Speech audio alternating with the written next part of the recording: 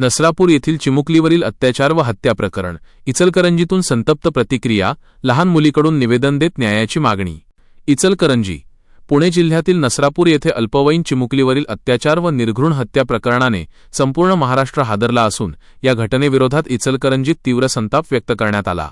विशेष म्हणजे या निषेधाला वेगळा आणि भावनिक स्वर देत राष्ट्रवादी काँग्रेस पक्ष महिला आघाडीच्या वतीने एका लहान चिमुकलीच्या हस्ते पोलीस प्रशासनाला निवेदन देण्यात आले. या प्रतिकात्मक उपक्रमातून चिमुकल्यांच्या सुरक्षिततेचा प्रश्न अधोरेखित करण्यात आला. महिला आघाडीच्या अध्यक्षा सौ. प्रियदर्शनी सुनील बेडगे यांनी सांगितले की अशा अमानुष घटनांमुळे लहान मुलींनाही भीती वाटू लागली असून त्यांच्या सुरक्षिततेसाठी समाज आणि प्रशासनाने अधिक जबाबदारीने पावले उचलण्याची गरज आहे. निवेदनात या घटनेचा तीव्र निषेध व्यक्त करत आरोपीविरुद्ध कठोरात कठोर कारवाई करण्याची मागणी करण्यात आली आहे. एका निष्पाप चिमुकलीवर अत्याचार करून तिची हत्या करणे ही अत्यंत संतापजनक बाब असून अशा गुन्हेगारांना कायद्याची भीती उरलेली नाही ही चिंतेची बाब असल्याचे नमूद करण्यात आले. महिला आघाडीने प्रशासनासमोर पुढील प्रमुख मागण्या मांडल्या आहेत.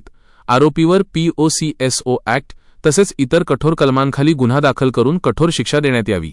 प्रकरण फास्ट ट्रॅक न्यायालयात चालवून तात्काळ निकाल लावावा. पीडित कुटुंबास आर्थिक मदत, संरक्षण व आवश्यक सुविधा द्याव्यात. तसेच सखोल व निष्पक्ष चौकशी करून दोषींवर कोणतीही सवलत न देता कठोर कारवाई करावी. तसेच राज्यभर अशा घटनांवर आळा घालण्यासाठी प्रभावी उपाययोजना तातडीने राबवाव्यात अशीही मागणी करण्यात आली आहे.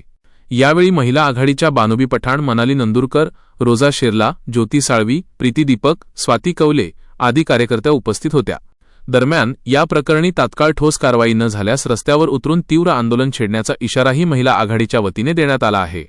पत्रकार संतोष मोकाशी, माय नगरी न्यूज, इचलकरंजी.